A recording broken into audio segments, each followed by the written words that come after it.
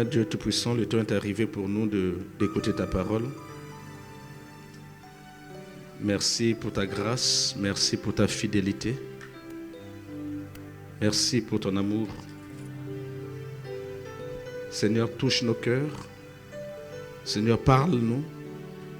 Seigneur, instruis-nous. Que la parole que nous allons écouter aujourd'hui ne soit pas vaine. Qu'elle puisse porter des fruits. Qu'elle puisse transformer nos vies. Qu'elle puisse nous éclairer. Parce que ta parole est une lumière. Qu'elle puisse casser les chaînes dans nos vies. Parce que ta parole, Seigneur Tout-Puissant, est une épée. Que ta parole nous donne la direction pour nos vies, afin que nous ne soyons pas ballottés à tout vent de doctrine. Triomphe et glorifie ton Saint-Nom, parce que toi tu es dans ta parole, au nom de Jésus. Amen. Avant qu'on nous donne le thème, je disais que nous avions terminé avec le thème sur les portes. Quoiqu'il y a encore beaucoup de choses à dire. Peut-être que nous pourrons revenir sur les portes à fermer prochainement.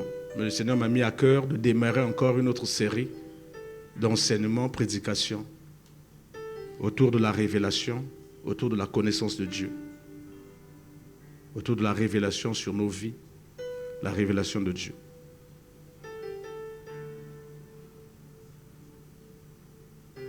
Frère, tu peux nous donner le thème, s'il te plaît?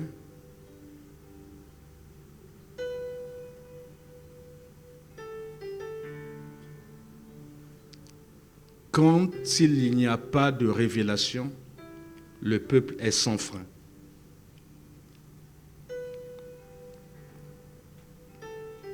Avant que nous puissions commencer à lire le contenu, j'aimerais faire une révision accélérée de la Bible avec vous. D'un chapitre important du livre de Genèse. Nous allons faire, c'est un cours accéléré. Et ça vous permettra d'identifier un certain nombre de choses qui sont aussi des choses qui peuvent arriver dans nos familles. Voilà pourquoi le Seigneur dit sans révélation, ou quand il n'y a pas de révélation, le peuple est sans frein. Frères, envoyez-nous les diapos sur l'histoire de la maison du père d'Abraham. Je vous prie de me suivre. Après, nous allons revenir sur notre message du jour. Mais ça va vous permettre de fixer votre esprit sur ce que le Seigneur veut nous dire. J'espère que vous pourrez lire facilement. C'est tiré du livre de Genèse 11. J'ai fait un résumé du chapitre 11 et je le rends maintenant en lecture facile. Il n'y a pas de verset, mais nous allons comprendre. Et si vous prenez le livre de Genèse 11, vous allez retrouver toutes ces choses. Ici, nous voyons que Noé est mort à 950 ans. Et Noé a eu comme enfant Sem, Cham et Japheth. Si vous lisez le livre de Genèse, vous allez voir tout ça. Genèse 11. Ici, je mets donc les personnages bibliques. Je mets les âges auxquels ils ont eu leurs premiers enfants. Je mets les enfants qui ont été choisis par Dieu pour perpétrer la lignée. D'accord? Quand vous lisez la Bible, vous allez voir que ce n'est pas toujours le premier enfant que Dieu a choisi pour écrire l'histoire. Vous allez prendre le cas de David, il n'était pas l'aîné dans sa famille, mais Dieu l'a choisi pour qu'il soit l'ancêtre du Seigneur Jésus. Donc nous commençons par Sem, parce que c'est Sem qui est devenu le fils, mais le fils de la promesse. Cham a été maudit et il y a Japheth qui est là.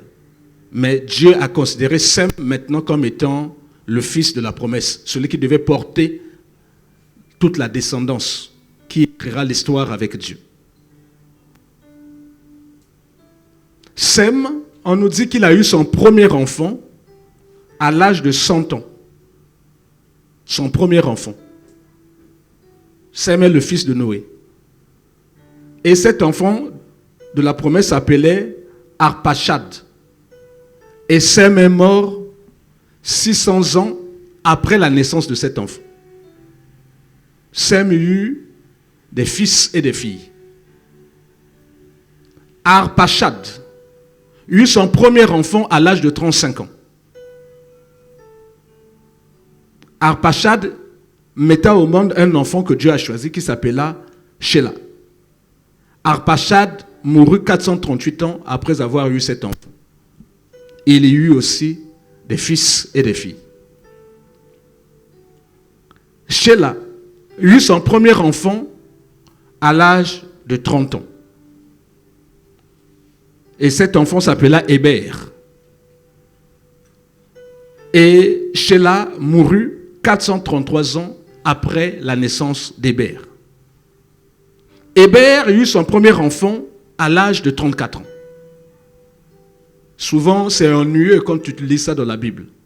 Mais ça cache beaucoup de révélations que le Seigneur veut nous dire. Donc, quand vous lisez la généalogie, ne soyez pas pressés de tourner la Bible. Demandez au Saint-Esprit qu'est-ce qu'il veut vous dire au travers de cette généalogie. Quelle est la révélation qu'il veut vous donner. Héber, à 34 ans, eut Péleg et mourut 464 ans après la naissance de Péleg. Péleg metta au monde son premier enfant, Réu, à l'âge de 30 ans. Et Péleg mourut 239 ans après la naissance de Réu. Réu eut son premier enfant à l'âge de 32 ans. Cet enfant s'appelait Sérug et mourut 239 ans après la naissance de Sérug. Sérug eut son premier enfant, Nachor, à l'âge de 30 ans et mourut 230 ans après la naissance de Nachor. Nachor, d'autres diront Nachor, Nachor eut son premier enfant à l'âge de 29 ans, Téra, et il mourut 148 ans après la naissance de Téra. Téra eut son premier enfant à l'âge de 70 ans. J'ai mis ça en rouge. Je suis en train de voir une tendance dans la lignée. Paf, il y a quelque chose qui paraît anormal à mes yeux. Voici la tendance depuis Sem. C'est que les gens avaient les enfants facilement. À l'âge de 30 ans, 29 ans, 30 ans c'est la moyenne d'âge. Ils avaient déjà un enfant. Et même Téra, fils de Nachor, fit mieux. Plutôt Nachor fit mieux parce qu'il mit au monde un enfant en 29 ans. Mais son enfant à lui, Téra, eut du mal à avoir les enfants. Il dut attendre à l'âge de 70 ans. Il eut Abraham, il eut Nachor, il eut Aram. Vous constatez aussi, ici, on donne maintenant le détail des enfants. J'ai mis ça exprès. C'est le premier qui donne à son enfant le nom de son père. Là aussi, Dieu m'a permis de mettre ça en rouge. D'un côté, là, Nachor. Le père de Téra s'appelait Nachor. Nachor met au monde Abraham. Il met au monde aussi un enfant qu'il appelle Nachor. Donc, Ndoi. Donc, les Ndoi n'ont pas commencé aujourd'hui. Il met au monde un enfant. Il donne le nom de son père. Nachor. Et le troisième, c'est Aaron. J'ai mis Aaron en rouge. Parce qu'on dit, Aaron est mort très jeune, en présence de son père. Et si nous continuons notre lecture, Téra vécut 205 ans après la naissance d'Abraham. Abraham eut du mal à avoir des enfants. Abraham, c'est Abraham. Vous voyez que Abraham, j'ai mis encore 100. Alors que la moyenne d'âge dans la famille était de 30, son père a passé le cap pour aller à 70. Et lui, il a dû attendre longtemps, jusqu'à 100. Je suis en train de vous dire que si Dieu n'était pas intervenu, Abraham serait stérile. Donc là, ça nous montre que dans une lignée, il y a maintenant des problèmes. Abraham, j'ai mis le nom de sa femme, qui s'appelait Sarah. Et Abraham mit au monde un enfant à 100 ans, qui s'appelait Isaac. Et Abraham mourut 175 ans après la naissance d'Isaac. Sarah, sa femme, qui est au demeurant fille de Terah, on va le lire. À l'époque, c'était permis. La terre n'était pas peuplée, donc les gens se mariaient dans la famille. Elle eut aussi des problèmes de stérilité. Parce qu'on nous dit qu'elle a dû attendre 90 ans. Et là aussi, si Dieu n'était pas intervenu, elle serait stérile. Elle mourut 124 ans et 127 ans après la naissance de son premier fils. Là, je viens de vous brosser le tableau de la famille d'Abraham. Et vous venez d'identifier les quelques problèmes qui peuvent arriver dans cette famille. On voit qu'il y a un enfant qui est mort devant son père, mort très jeune. On voit qu'il y a un problème de stérilité qui se pose dans cette famille. Je vais vous emmener un deuxième tableau qui sera un peu plus compliqué. J'espère que vous pourrez me supporter. Après, nous allons passer à notre prédication, mais parce que ça tournera autour de ça. Je vais lire pour vous parce que ceux qui sont très loin auront du mal à lire ce qui est écrit. Ici, nous partons de Nachor, donc le grand-père, qui mit au monde Terah. Et j'ai mis Nachor 148, Terah et 29, l'âge auquel il a eu son premier enfant. Terah, j'ai mis 205, j'ai mis 70, l'âge auquel il a eu son enfant. Terah a eu pour enfant Abraham, Nachor et Hiram. Hiram est mort. Pour ceux qui lisent la Bible, Hiram est le père de Lot, de Milka, de Gisca. Voici cette lignée. Aaron, frère d'Abraham, mourut, laissa au monde Lot. Nous connaissons tous Lot. Et c'est une famille maudite qui avait des problèmes. Parce que Lot finit par avoir que des filles. La Bible nous parle de ces deux filles. Mais quand vous lisez le livre de Genèse, on trouve qu'il avait deux autres filles qui étaient mariées dans Sodome et Gomorrhe. Donc il avait au minimum 4 filles. Au minimum. On parle des beaux-fils de Lot. Et Lot commit l'inceste avec ses propres filles et il donna naissance à Moab, donc les Moabites, à Ammon, les Ammonites. Quand vous lisez la Bible, quand vous entendez Moabite, sachez que c'est l'enfant incestueux de Lot. Quand vous entendez les Ammonites, ce sont les enfants incestueux de Lot. Voici cette branche de la famille qui s'est retrouvée dans cette difficulté. Mais Aaron aussi avait mis au monde 2 filles, Milka et Gisca. Partons chez Abraham. Abraham mit au monde avec Sarah, j'ai mis la lignée là, Abraham, Sarah, un enfant qui s'appelait Isaac. Isaac mit au monde avec Rebecca.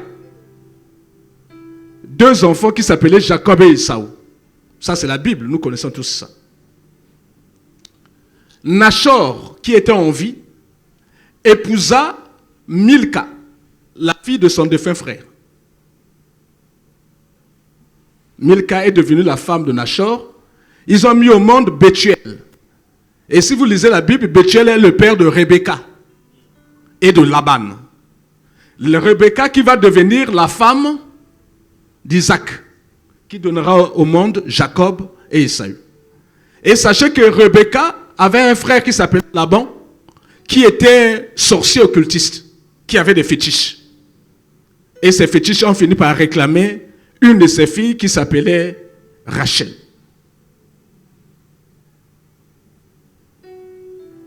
Je vais m'arrêter là. Prochainement, je pourrai revenir. Ce sont des graphiques que je fais pour comprendre l'arborescence d'une famille. Quand tu lis ça, tu as à peu près toute l'histoire d'Israël qui se dessine ici, et les patriarches. Ça te permet de fixer. Ici, nous sommes dans une famille très très compliquée, où il y a la sorcellerie qui se manifeste. Mais on va maintenant le lire. Que Dieu vous bénisse. Quand il n'y a pas de révélation, le peuple est sans frein. C'est ce que le Seigneur nous dit ce matin. Pour comprendre ce texte, le Seigneur m'a demandé de faire une comparaison de plusieurs versions de la Bible. Mais je n'en ai retenu que 3. Et on va nous les mettre les unes après les autres. On va lire le même texte, mais avec trois versions. Frère, si tu peux nous mettre ça. La Bible que nous partageons pour l'essentiel, c'est la Bible Louis Séguin. Et dans Louis Séguin, ce passage dit « Quand il n'y a pas de révélation, le peuple est sans frein. Heureux s'il observe la loi de Dieu. » Dans la Bible, le semeur, parce qu'il y a d'autres personnes qui lisent le semeur, ce même passage est transcrit par « Quand il n'y a plus de révélation divine », on explique que la révélation qui vient de Dieu, le peuple se laisse aller. Quand tu n'as pas de révélation qui vient de la part de Dieu, tu te laisses aller, tu vis de tes émotions, tu vis de tes sentiments. C'est le monde, ce sont tes yeux qui te conduisent. Parce que tu n'as pas de révélation de Dieu. La troisième version que j'ai prise, c'est la version français courant. Il y a aussi des gens qui lisent français courant. C'est très simple. Dans français courant, il est dit, lorsqu'il n'y a plus de vision d'avenir, un peuple vit dans le désordre. Heureux alors l'homme qui a obéi à la loi de Dieu. Donc c'est le même passage. Je retiens 3 choses. S'il n'y a pas de révélation de Dieu, 1, le peuple est sans frein. 2, le peuple vit dans le désordre. 3, le peuple se laisse aller à tout le faux Dieu. Et ce passage est très significatif pour ce que nous sommes en train de vivre dans nos familles. Parce que nos parents n'ont pas connu Dieu. Ils se sont laissés aller à tous les dieux qui pouvaient se présenter à eux. Ils étaient sans frein. Ils étaient sans retenue. Ils se sont laissés aller. Ils ont vécu dans le désordre. Ils nous ont attiré tous les malheurs possibles. Quand le peuple est sans frein, quand il n'y a pas de révélation, le peuple est sans frein. C'est quoi la révélation? La révélation, c'est la connaissance que Dieu nous accorde de sa personne. Et quand vous lisez la Bible, la révélation de Dieu a pris peut-être 1600 ans pour se révéler. C'est-à-dire, la Bible, c'est une révélation dans le temps. Dieu a commencé petit à petit à se révéler aux hommes, jusqu'à ce que lui-même soit venu sur terre pour se faire connaître comme Dieu. Mais avant que le Seigneur Jésus ne vienne, ce sont des ombres que Dieu nous a envoyées pour le connaître. Progressivement, depuis Adam, jusqu'à Malachie, jusqu'à ce que le Seigneur Jésus vienne au monde. Ce ne sont que les types, les images de Dieu. Et jusqu'à ce que le Seigneur se présente à nous et se révèle comme il était. On l'a vu. La parole qui nous a été révélée, nous l'avons touchée. C'est ce que Jean dit. Nous avons vécu avec elle. Elle était pleine de grâce. Dieu s'est fait homme, est venu se révéler auprès des hommes. Donc la révélation, c'est quand Dieu veut nous donner l'information sur sa personne. La révélation aussi, c'est quand Dieu veut nous donner la volonté, sa volonté à lui, sur chacune de nos vies. Dieu peut venir dans ta vie, il te révèle sa personne. Alors là, tu comprends que comme Jésus s'est révélé à moi, il n'y a pas de salut en aucun autre nom, si ce n'est que dans le nom de Jésus. J'ai reçu cette révélation, je l'attache à mon cœur. Je ne trouverai pas d'autre sauveur que Jésus. La révélation aussi peut être, Dieu vient te parler de sa volonté pour ta vie. Parce que la Bible dit dans le livre de Jérémie, car je connais les projets que j'ai formés pour vous. Je connais les projets. Ce sont des projets de paix et de bonheur. Donc, il n'y a que Dieu qui a la notice de ta vie. Il n'y a que Dieu qui sait ce qu'il a prévu pour ta vie. Donc, il est donc bien séant. Il est important pour nous d'aller toujours demander à Dieu, qu'est-ce que tu as prévu pour ma vie? Et Dieu va te le révéler progressivement. Tu ne peux pas vivre sur terre comme si tu n'avais pas de Dieu, tu n'avais pas de créateur, comme si quelqu'un ne connaissait pas ton avenir. Dieu connaît ton avenir. Ce que nos parents ont fait, ils avaient soif de connaître l'avenir, mais c'est qu'ils se sont pris de la mauvaise façon qu'ils soient. Comme ils n'avaient pas la révélation du Dieu très haut créateur, nos parents sont allés chercher la révélation auprès des féticheurs, auprès des magiciens, auprès des occultistes. Il fallait qu'on leur dise leur avenir. Pourtant, c'est un sentiment noble. C'est important de connaître. Mais on ne doit pas aller auprès des féticheurs. On ne doit pas aller auprès des marabouts. On ne doit pas aller auprès des magiciens. On ne doit pas aller auprès des occultistes. On ne doit pas aller auprès de ceux qui évoquent les morts. Malheureusement, nos parents, c'est ce qu'ils ont eu à faire. Parce qu'ils n'avaient pas la révélation du Dieu très haut, ils sont allés ouvrir les portes. Encore une fois de plus, les portes de nos vies se sont ouvertes. À cause des mauvaises alliances, à cause des mauvais contacts, à cause des mauvaises fréquentations.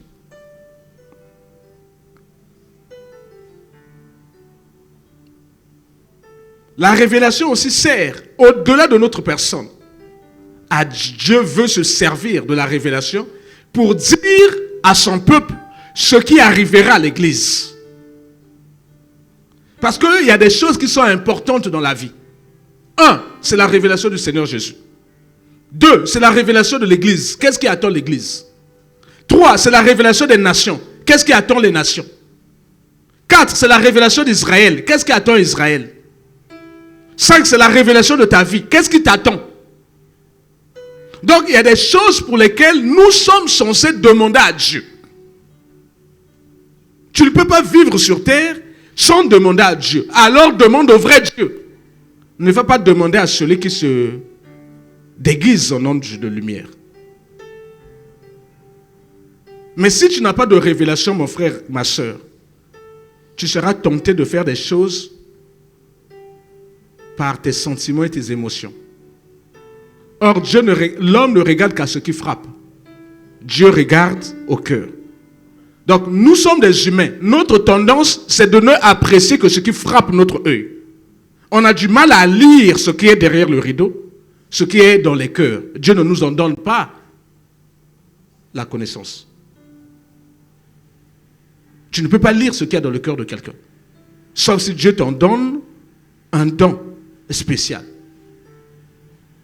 Donc, nous sommes obligés à tout moment de revenir demander à Dieu. Seigneur, voici, tu m'as emmené sur cette terre.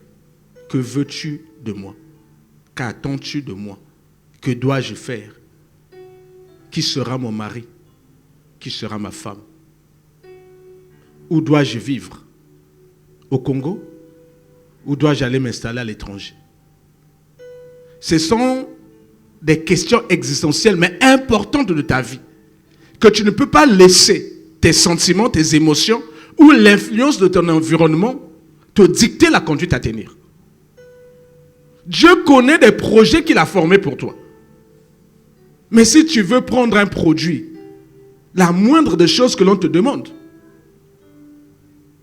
mais c'est de lire la notice. Quand tu lis la notice, tu es en train de faire confiance à celui qui a créé ce produit. Tu es en train de lui dire, je ne connais pas trop tes affaires là, dis-moi ce que je dois faire pour ne pas que même les produits que je vais prendre deviennent un poison pour ma vie, un danger pour ma vie. Mais nous sommes sur terre. Nous refusons de demander à Dieu quelle est la conduite à tenir de nos vies. Nos parents avaient ce sentiment, avaient ce besoin. Mais ils se sont mal pris. Mais nous, leurs enfants, ça ne nous préoccupe pas. Nous sommes influencés par l'environnement. L'environnement nous conditionne au point où nous cherchons des femmes par rapport à ce que l'environnement voudrait avoir. Pas par rapport à ce que Dieu veut que tu aies comme femme. Tu acceptes de prendre mari par rapport à ce que l'environnement, ta famille, ton quartier, les gens voudraient que tu prennes. Pas par rapport à ce que Dieu te demande. Ça fait que les gens ont de moins en moins du mal à être patients. Les femmes cherchent, mais le prêt-à-porter. Quelqu'un qui a déjà tout. S'il faut chasser une femme du foyer, il n'y a pas de quitte à faire. Parce que les souffrances là, non, moi je ne veux pas endurer. Je veux déjà que tout soit installé, je me pose. Les gens ne veulent plus faire des efforts. Même les enfants ne veulent plus lire. Ils sont sur TikTok, ils veulent être célèbres, ils veulent devenir des influenceurs, des TikTokers. C'est que la facilité. Personne n'a eu une révélation sur sa vie. Or, si tu as la révélation, ça te donnera la sagesse, ça te donnera la direction, ça te donnera l'orientation, ça te donnera même à accepter de faire des sacrifices. C'est-à-dire, si tu as la révélation, tu sais que ce sont des études qui me porteront loin. Tu paieras le prix pour les études. Tu feras le sacrifice des études. Si tu as la révélation que le jeune homme qui vient me voir là, qui est sans façon là, demain sera général, tu accepteras ce jeune homme. S'il faut se coucher à terre avec, vous allez coucher à terre en mettant une natte. Parce que tu as la révélation, tu sais que c'est lui et lui seul qui amènera le bonheur dans ma vie. Sans révélation, le peuple est sans frein. Sans révélation, le peuple vit dans le désordre. Sans révélation, mais nous faisons ce que nos émotions nous dictent. Nos sentiments nous dictent. Nous faisons ce que le monde va nous dicter. Parce que quand tu amènes un jeune homme à la maison, tu le présentes fiancé. La mère va regarder d'abord s'il est élégant. Parce que ta mère va dire, tu as un vrai moto, hein? Faut pas me manquer bimpoa kao. Mais elle oublie que son vrai moto là était pêcheur au village là-bas. Grâce à Dieu, en l'emmenant en ville, il est devenu vrai moto. Si Dieu ne lui avait pas fait grâce, il aurait mouru pécheur. Elle oublie que celles qui ont grandi avec elle, pour l'essentiel, sont mortes. Dieu lui a fait grâce. Mais elle juge l'enfant d'autrui. Et dit, il ne faut pas me manquer bimpoa kao. Elle n'a pas de révélation. Sans révélation, le peuple est sans frein.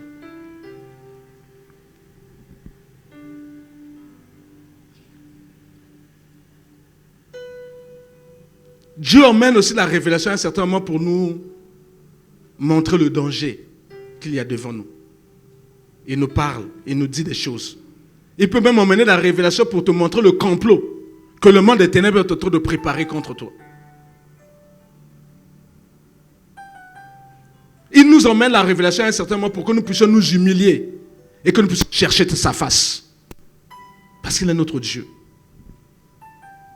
Mais plusieurs chrétiens ne demandent pas la révélation.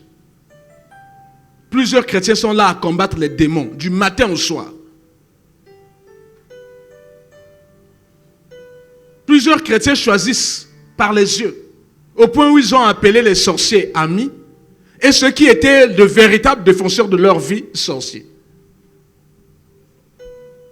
Parce que tu n'as pas de révélation. Sans révélation, le peuple est sans frein. Revenons donc à l'histoire de Nachor, de Téra et d'Abraham. Frère, envoie-nous le livre de Genèse.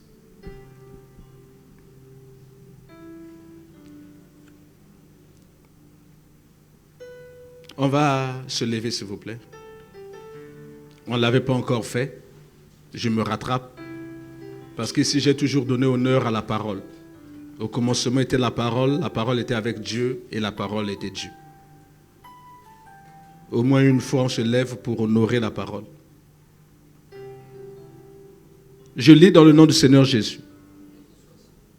Donc nous reprenons l'histoire que je vous ai lue dans l'arborescence, là, dans Genèse 11.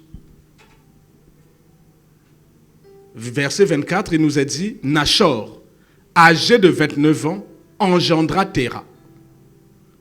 Nachor vécut, après la naissance de Téra, 119 ans.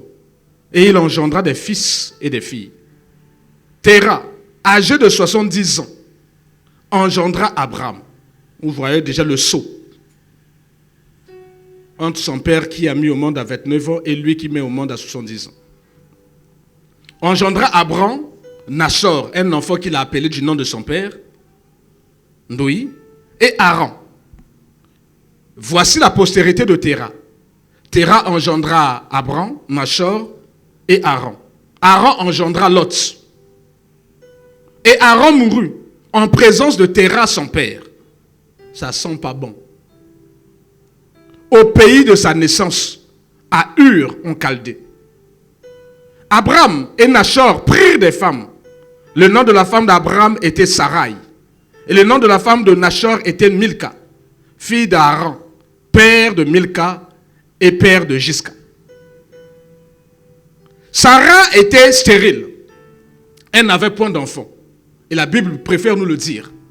C'est la même famille. Donc en dehors des problèmes de mort précoce, il y a aussi un problème de stérilité.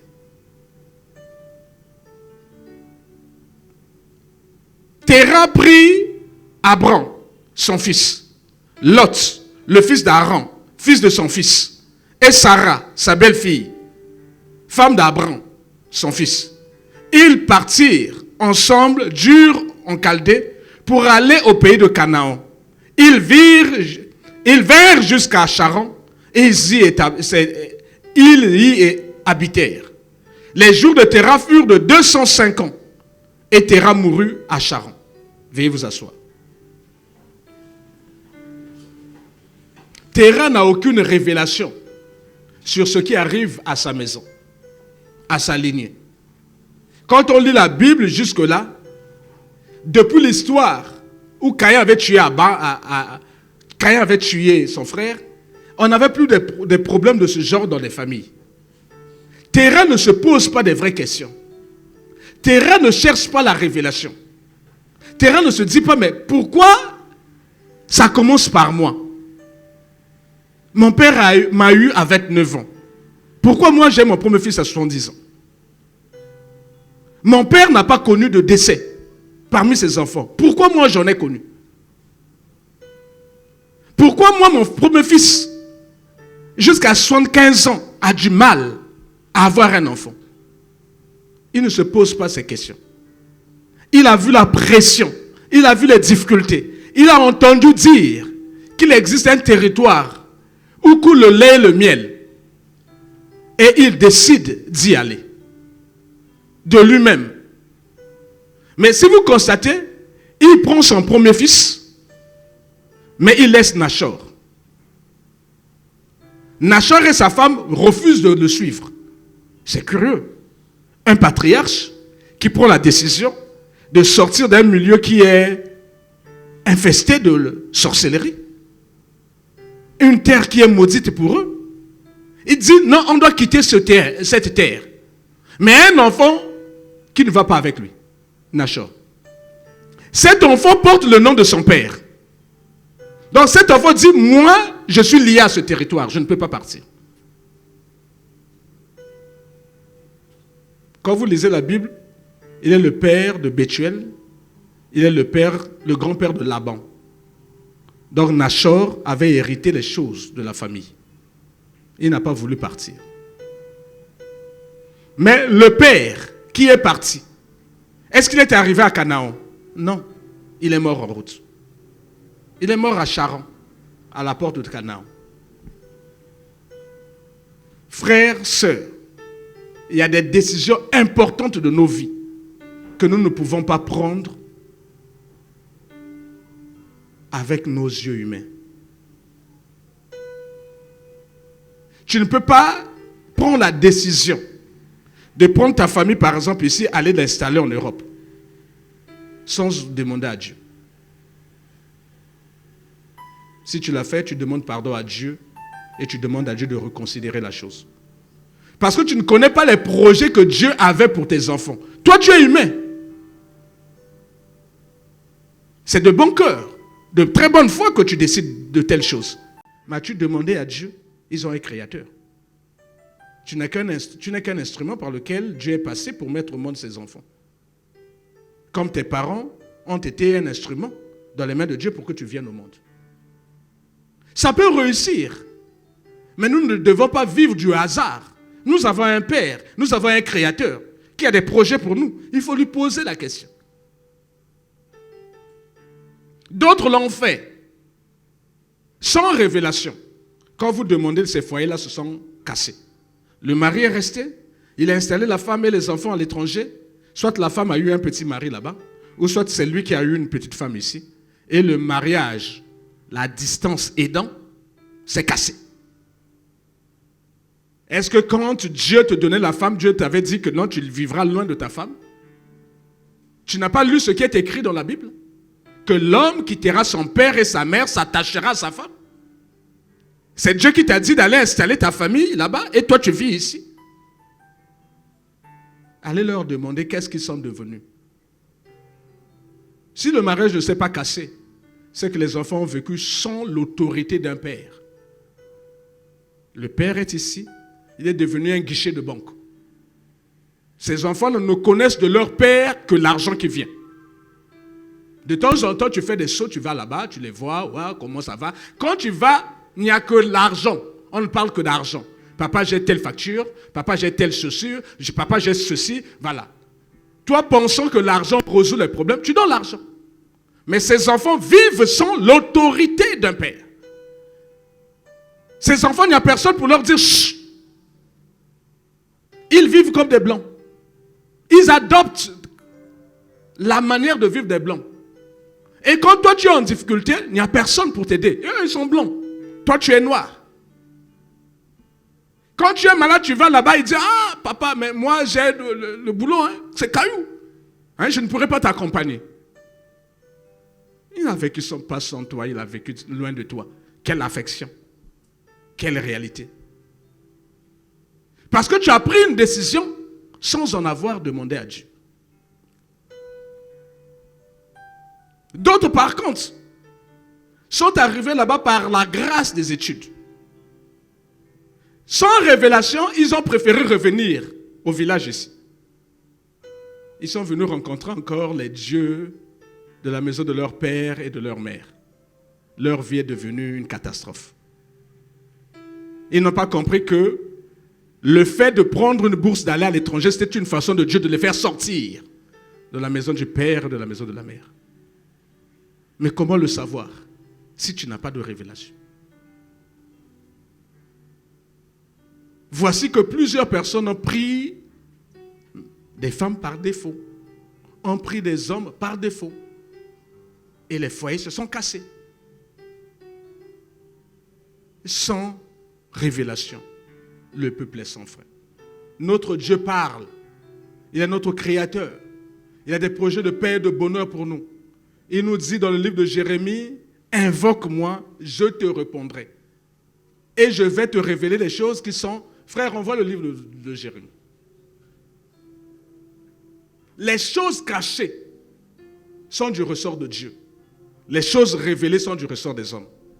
Si tu as des choses qui sont encore cachées, il faut aller auprès de Dieu, lui demander. C'est ce que nous appelons révélation. S'il y a des choses qui sont difficiles, que tu as du mal à expliquer, c'est parce que ces choses sont voilées. Mais elles sont voilées pour toi, pas pour Dieu. Elles seront une révélation pour toi, pas pour Dieu. Pour Dieu, te dire quelque chose, ce n'est pas une révélation pour lui. Mais pour toi qui reçois la chose, tu la reçois comme une révélation. Parce que tu ne connaissais pas. Ainsi parle l'Éternel qui a fait ces choses.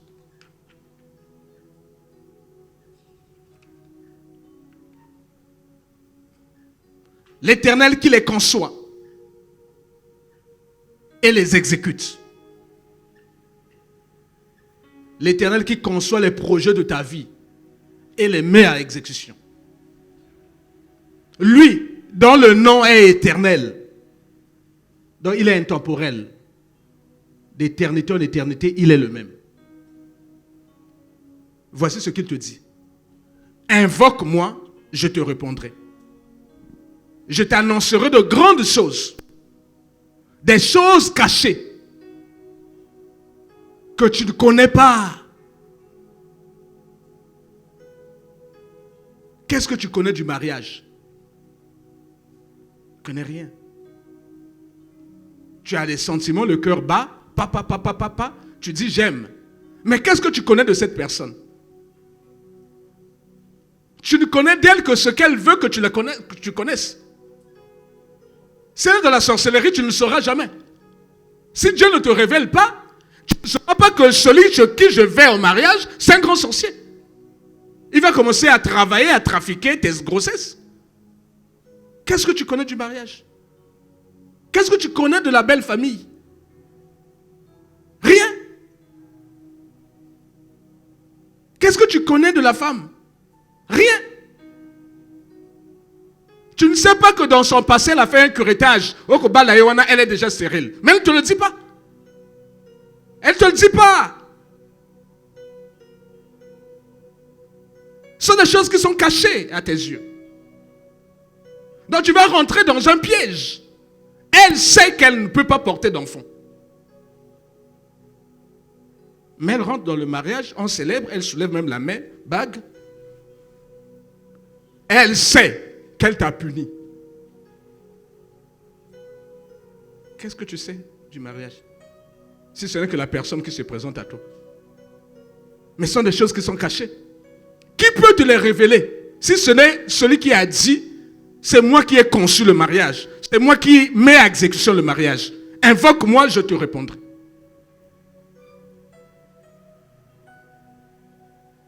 Nous prenons les choses à la légère. Nous prenons nos vies à la légère. C'est quand ça commence à brûler que nous appelons le Seigneur en sapeur-pompier.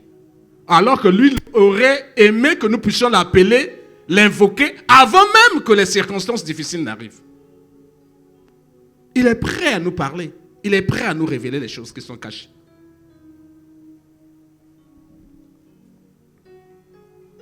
Revenons à Terah. Il vivait des choses difficiles dans sa maison. Plutôt que d'intéresser Dieu, d'invoquer Dieu, il prend la décision de son propre chef de partir et de quitter le lieu. Mais il n'arrivait pas à destination. Combien d'enfants aujourd'hui sont morts dans la Méditerranée? D'enfants africains. Tous ils étaient convaincus qu'ils vont traverser. Tous ils étaient convaincus qu'il y a une belle vie en Europe. Tous. Mais d'autres ne sont pas arrivés à destination. Les eaux les ont avalés. Ils ne sont pas arrivés à destination. Pourtant, ils voulaient aller en Europe. Parce qu'il y a quelqu'un qui l'a appelé et dit, ah, ici, encore pas bien de Konanga. Ah, des fois. D'ailleurs, on a un système à chanter, même aux Obela, au foot de l'autre côté. Mais ça, quand on a un micro, on a un juban candidat. On a dit, moi, mère, moi, moi, je suis mort le bien, on a dit là, tout ça, le mariage, je suis mort à l'Okuta. Voilà. Tout ça, on va compliquer la vie. Parce qu'il n'y a personne qui t'a révélé ta vie. Non, on fait maintenant des mariages contre nature, on se marie, après, un mariage blanc.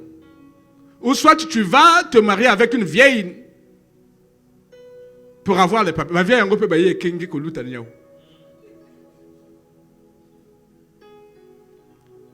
Donc, les gens sont dans les compromissions. Parce qu'il n'y a personne qui leur a parlé. Personne ne leur a révélé. Personne ne leur a dit. Mais Dieu est là. Il dit, invoque-moi. De deux choses l'une. Ou soit nous croyons la Bible, ou nous ne croyons pas. Si nous croyons la Bible, mais faisons ce que Dieu nous demande de faire. C'est aussi simple. Invoque-le. Demande-lui qu'est-ce qu'il a prévu pour toi.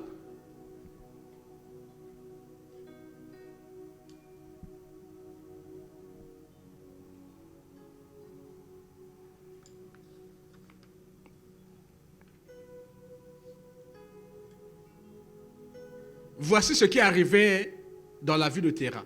Frère, envoie-nous le livre de Josué. Que Terah n'avait pas compris.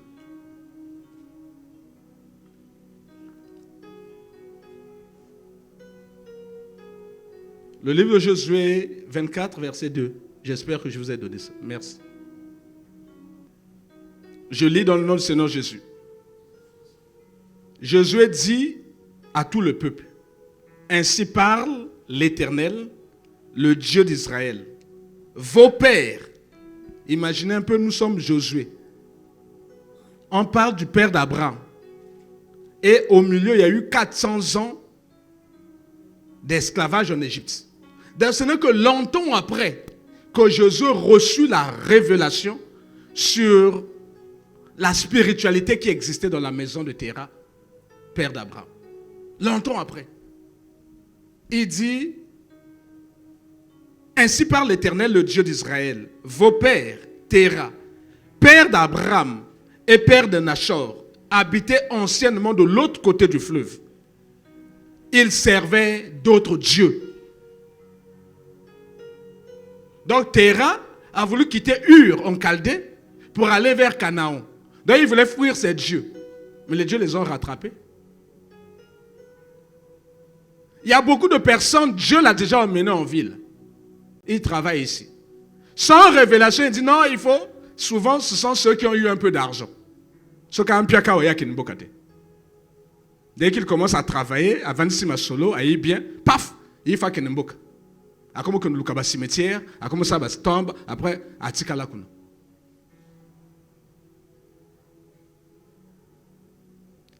Ce sont des décisions importantes. Nous ne devons pas abandonner la mémoire de ceux qui nous ont précédés, de nos parents. Mais vous savez que derrière les cimetières, les tombes et autres, se trouve aussi une spiritualité. Donc quand les gens commencent à s'intéresser à toi, oh non, depuis papa Akoufa, hein, il faut tout ça à quelque chose, papa Akoufa, ça fait 30 ans. Ce qu'on gagne a bien, dans une situation, il y a beaucoup de rêver papa, beaucoup de me na tombe, il y a beaucoup de payer. Binobo sali boketi retraite. Vous étiez où? Donc ce n'est que moi le moine souka. Mais ce que beaucoup me rêvé pour me manger la tombe. Tant que nous fouillons tombe à maman, tant que nous fouillons tombe à papa. Je répète, qu'on ne veut pas abandonner la mémoire de nos parents. S'il faut aller travailler la tombe, il faut le faire. C'est la mémoire. C'est un être qui t'a porté. Tu l'as aimé. Mais comme il y a toujours une spiritualité derrière ces choses-là, il faut prier le Seigneur. Parce que les autres ont des yeux que toi tu n'as pas. Les autres voient ce que toi tu ne vois pas. Ils vont t'emmener là-bas. Ils vont faire un rituel que toi tu ne comprends pas. Et ils sont en contact avec les morts. Toi tu n'es pas en contact avec les morts. Et quand tu sors de là, toi tu es resté dans la tombe. Bango Badzonga. Donc il faut toujours intéresser Dieu. Il faut toujours prier Dieu. Si Dieu est d'accord, pourquoi tu ne le ferais pas? De son vivant, tu as pris soin d'elle. Tu as pris soin de lui. Pourquoi Akoufayo qu'on a abandonné la Katamatite? Ça n'a pas de raison. Mais prie le Seigneur. Recommande ça au Seigneur. Ça ne coûte rien. Et demande la couverture du sang de Jésus. Ça ne coûte rien. Mais ne le fais pas parce que tu as la pression des autres. Parce qu'ils ont vécu ces années-là. Basal Bambang va kena ba retraite. Ba wa kena ko sa tombe te pon. Ba ko zelaka yo.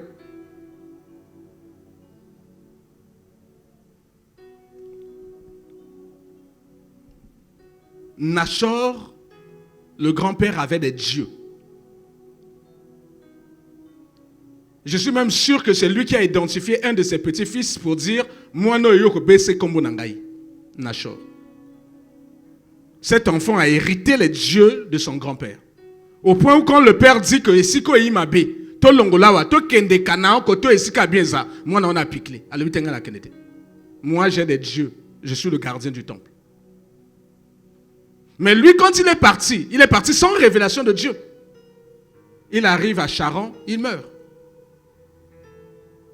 Il meurt. À la différence d'Abraham. Frère, envoie-nous le livre de Genèse.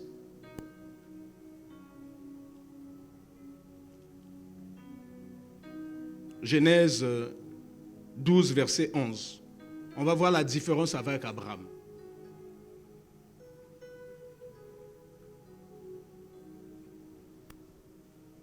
L'Éternel dit à Abraham, va-t'en de ton pays, de ta patrie, de la maison de ton père, dans le pays que je te montrerai. Je ferai de toi une grande nation. Je te bénirai, je rendrai ton nom grand, et tu seras une source de bénédiction. Je bénirai ceux qui te béniront, je maudirai ceux qui te maudiront, et toutes les familles de la terre seront bénies en toi. Abraham partit comme l'Éternel le lui avait dit. Et Lot partit avec lui. Abraham était âgé de 75 ans lorsqu'il sortit de Charan. Abraham prit Sarai, sa femme, et Lot, fils de son frère, avec tous les biens qu'il possédait et les serviteurs qu'il avait acquis à Charan. Ils partirent pour aller dans le pays de Canaan. Ils arrivèrent au pays de Canaan. Qui a dit à Abraham d'aller là-bas? C'est Dieu. Et si c'est Dieu, donc Dieu devient responsable. Si les puissances de la maison du Père réclamaient toute personne qui s'éloignait de la ligne édictoriale de la famille, on ne pouvait pas réclamer Abraham. Ce n'était pas possible. Parce que Abraham quitta à la demande de Dieu. Abraham eut l'orientation de Dieu, eut la direction de Dieu, eut la révélation de Dieu. Dieu lui a dit, il faut quitter la maison de ton père, elle est maudite. Il faut quitter ce territoire, il n'est pas bon. Il faut aller dans un territoire que moi je vais te montrer. Ce n'est pas de l'aventure qu'Abraham a eu à faire. Il est allé sur instruction de Dieu. Il est allé s'établir dans un territoire où Dieu a dit, je bénirai toute personne qui te bénira. Mais si sur ce territoire, il y a quelqu'un qui s'élève contre toi, je le maudirai. Je rendrai ton nom tellement grand que toutes les familles de la terre seront bénies en toi. Nous sommes bénis en Abraham. Nous sommes devenus enfants d'Abraham à cause de cette foi qu'il a manifestée. Les nations de la terre sont bénies par Abraham. Que dire des enfants biologiques d'Abraham? Ils sont en train de se battre là, dans le Moyen-Orient. Mais si vous voyez la richesse qu'il y a là-bas, parmi les enfants d'Abraham, non, c'est extraordinaire.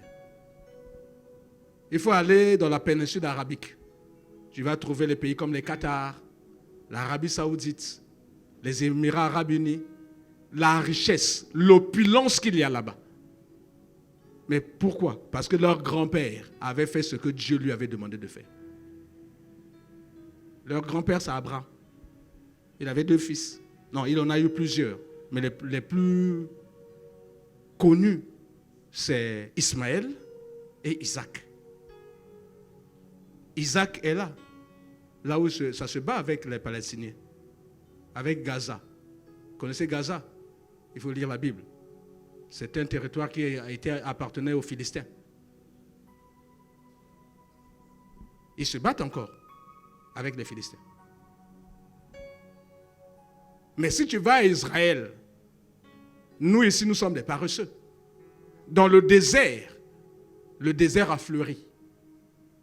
Le désert a fleuri. Si tu vois la tomate, les agrumes, les légumes qui sortent du désert, tu ne croiras pas. Tu plantes dans le désert donne. Israël ne souffre pas de faim. Ils sont bénéficiaires de l'alliance de leur grand-père. Et là, tu as écouté la parole du Seigneur. Fais bénéficier à tes enfants, à tes petits-enfants, ton alliance avec ton Dieu. Apprends à interroger le Seigneur au sujet de ta vie, au sujet de la vie de tes enfants. Cherche l'orientation, la direction pour toutes les questions qui sont difficiles pour ta vie et pour la vie de tes enfants. Rentre dans la lumière, la direction que Dieu va te donner. Tu réussiras. Mais ne vis pas par ce que tu vois. Tu risques d'avoir de graves ennuis dans ta vie et que Dieu vous bénisse.